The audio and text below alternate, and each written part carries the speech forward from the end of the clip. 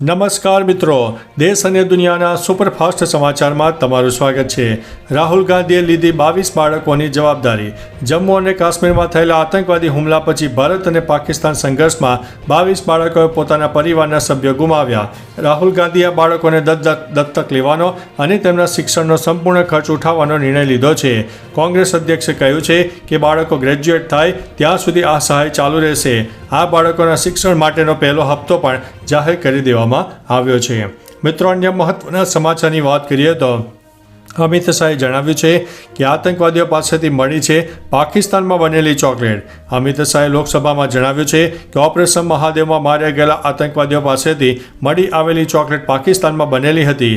કહ્યું કે આતંકવાદીઓ ક્યાંથી આવ્યા અને ક્યાં ગયા તેની જવાબદારી કોની છે? આ અમારી જવાબદારી છે। અમારી પાસે પુરાવા છે કે 3 પાકિસ્તાની હતા, તેમાંથી 2 પાકિસ્તાની વોટર હોવાના પુરાવા છે।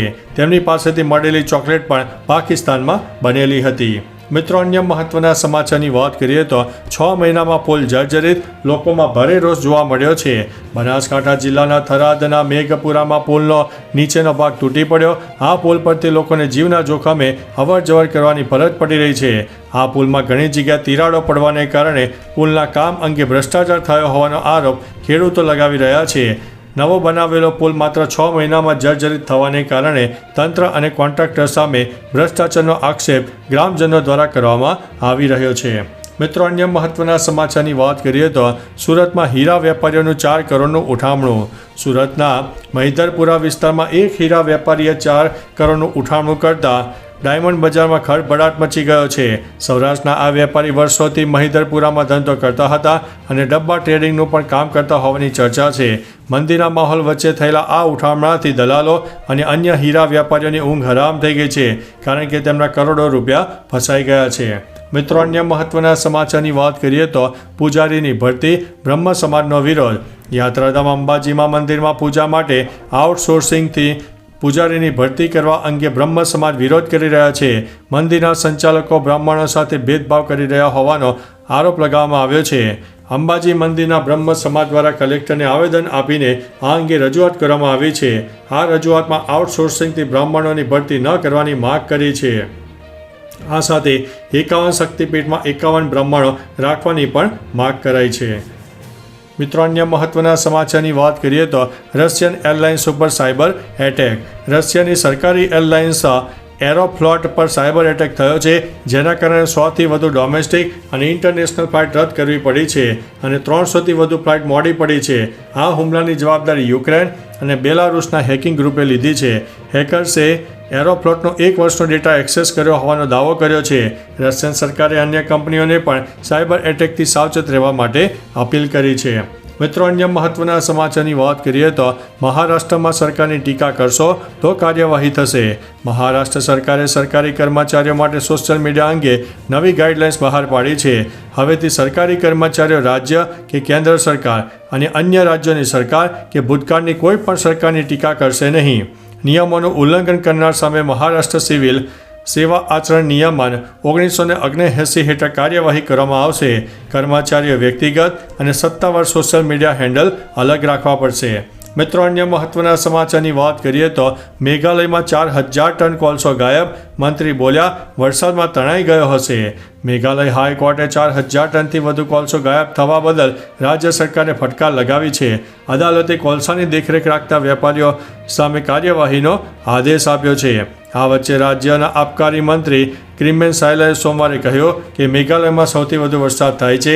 કદાચ ભારે વરસાદને કારણે કોલસો તણાઈ ગયો હશે તેની સંભાવના ઘણી વધારે છે। મિત્રો, અન્ય મહત્વના સમાચારની વાત કરીએ તો કોંગ્રેસમાં કંઈક મોટું થવાના એંધાણ। થોડા સમયમાં ગુજરાત કોંગ્રેસમાં પરિવર્તન મળી શકે છે। મળતી માહિતી મુજબ 18 ઓગસ્ટ સુધીમાં કોંગ્રેસનું સંગઠન બનશે, જેમાં કોંગ્રેસ વિવિધ સમાજમાંથી કાર્યકારી પ્રમુખો બનાવશે। નવા પ્રદેશ પ્રમુખ અમિત ચાવડાની નવી ટીમ બનાવવા જઈ રહ્યા છે, જેમાં 6 થી 7 કાર્યકારી પ્રમુખોની નિમણૂક કરાશે, જેમાં પાટીદાર સમાજના કોઈ નેતાને જવાબદારી મળી શકે છે। આવતા વર્ષે ગુજરાતમાં થનારી પાલિકા પંચાયતની ચૂંટણીને લઈને આ તૈયારીઓ ચાલી રહી છે। મિત્રો, અન્ય મહત્વના સમાચારની વાત કરીએ તો અંબાજીનો રૂપિયા 1632 કરોડના ખર્ચે થશે વિકાસ। યાત્રાધામ અંબાજીના વિકાસ માટે અંદાજિત 1632 કરોડનો મેગા માસ્ટર પ્લાન તૈયાર કરાયો છે. પ્રથમ તબક્કામાં અંદાજિત 950 કરોડના ખર્ચે વિવિધ વિકાસ કાર્યો હાથ ધરાશે. પ્રથમ તબક્કાની કામગીરી ટૂંક સમયમાં શરૂ થઈ જશે, જેના મુખ્ય આકર્ષણ અંબાજી મંદિર અને ગબ્બર શક્તિ કોરિડોર છે. આ શક્તિ કોરિડોર એક મુખ્ય આકર્ષણ છે, જે ગબ્બર પર્વત, મંદિર અને માનસરોવરને જોડતો કોમ્પ્રિહેન્સિવ નેટવર્ક હશે. મિત્રો, અન્ય મહત્વના સમાચારની વાત કરીએ તો દુનિયામાં કેટલા પ્રકારના વાઘ છે. હાલ દુનિયામાં વાઘની 6 જીવંત પેટા જાતિઓ છે, જેમાં બંગાળ, સુમાત્રન, મલયન અને ઇન્ડો ચાઇનીઝ, સાઇબેરિયન અને દક્ષિણ ચીન ટાઈગર છે. બેંગોલ ટાઈગરની વસ્તી સૌથી વધારે 3100 છે. દક્ષિણ ચીન વાઘ ગંભીર રીતે જોખમમાં મુકાયેલ છે, જેની વસ્તી માત્ર 40 છે. જંગલી બેંગોલ ટાઈગર ભારત, બાંગ્લાદેશ, નેપાળ અને ભૂટાનમાં જોવા મળે છે, જેમાં ભારતમાં સૌથી વધુ વસ્તી છે. અંદાજ 2500થી લઈને 3750 સુધીનો આંકડો છે. મિત્રો, અન્ય મહત્વના સમાચારની વાત કરીએ તો કોના દબાણને કારણે સીઝ ફાયર સ્વીકાર્યો. અખિલેશ યાદવે લોકસભામાં કહ્યું કે સેના ઉપર ગર્વ છે. જ્યારે સેનાને તેનું ઓપરેશન શરૂ કર્યું ત્યારે તેણે આતંકવાદી છાવણી અને ત્યાંના એરબેઝનો નાશ કર્યો. આપણી સેના પાકિસ્તાનને પાઠ ભણાવી શકી હોત, પરંતુ તે તેમ કરી શકી નથી. કેટલાક લોકો કહી રહ્યા છે કે જો અમને 6 મહિના મોકો મળી જાય તો POK આપણું થઈ જશે. યુદ્ધ વિરામની જાહેરાત સરકારે કરી હોત તો સારું થાત, પરંતુ સરકારે કોના દબાણમાં આવીને સીઝ ફાયર સ્વીકાર્યું છે. મિત્રો, અન્ય મહત્વના સમાચારની વાત કરીએ તો હવાઈ મુસાફરો માટે ચેતવણી. દિલ્હીમાં ભારે વરસાદ અને પવનને કારણે હવાઈ મુસાફરી પ્રભાવિત થઈ છે. ઇન્ડિગો, સ્પાઇસજેટ અને એર ઇન્ડિયા દ્વારા ફ્લાઇટમાં વિલંબ અને રોડ ટ્રાફિકમાં વિક્ષેપ થવાની મુસાફરોને ચેતવણી આપી છે. મુસાફરોને તેમની ફ્લાઇટની સ્થિતિ તપાસવા વિનંતી કરવામાં આવી છે. હવામાન વિભાગે 4 ઓગસ્ટ સુધી અનેક ભાગોમાં ભારે વરસાદની ચેતવણી જારી કરી છે, જેમાં કોંકણ, ગુજરાત, આસામ, અરુણાચલ પ્રદેશ, બિહાર અને મધ્યપ્રદેશનો સમાવેશ થાય છે. મિત્રો, અન્ય મહત્વના સમાચારની વાત કરીએ તો UCC કમિટી મામલે સરકારને મોટી રાહત. UCC કમિટી મામલે સરકારને મોટી રાહત મળી છે. UCC મામલે હાઈકોર્ટે અરજદારની અરજી ફગાવી દીધી છે. કોર્ટે અરજદારની માંગણી ફગાવીને અરજીનો નિકાલ કર્યો છે. એટલે કે રાજ્ય સરકારે બનાવેલી UCC કમિટીને હાઈકોર્ટે લીલી ઝંડી આપી છે. ઉલ્લેખનીય છે કે અલ્પસંખ્યક અને નિષ્ણાતોને કમિટીમાં ન રાખ્યા હોવાનો આરોપ લગાવીને હાઈકોર્ટમાં અરજી કરી હતી. મિત્રો, અન્ય મહત્વના સમાચારની વાત કરીએ તો કોટેશ્વર મહાદેવ મંદિરમાં ભક્તોનો ઘોડાપૂર.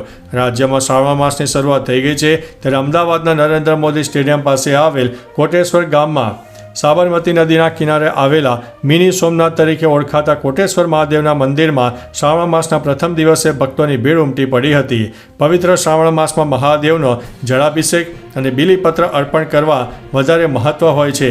મંદિરોમાં વેઇટિંગ હતું અને લાઈનો પણ જોવા મળી હતી. તો ચાલો મિત્રો, ફરીથી દેશ અને દુનિયાના સુપરફાસ્ટ સમાચાર લઈને મળતા રહીશું. ત્યાં સુધી અમને રજા આપશો. નમસ્તે.